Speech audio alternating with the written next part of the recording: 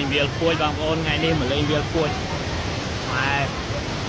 tật làm đó là lâu tật tẹt về đuôi gì pu pu long tật rồi pu pu hiên mai chấm mớ cái tao rồi chấm mớ cái tao cái tao hùi tao có lệch bắt ư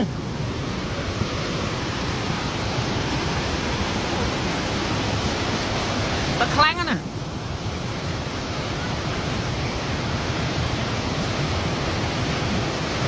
wow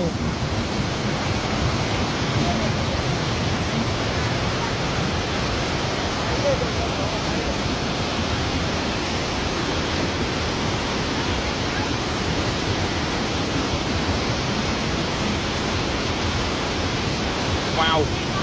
hai con đặt lệnh cho họ hay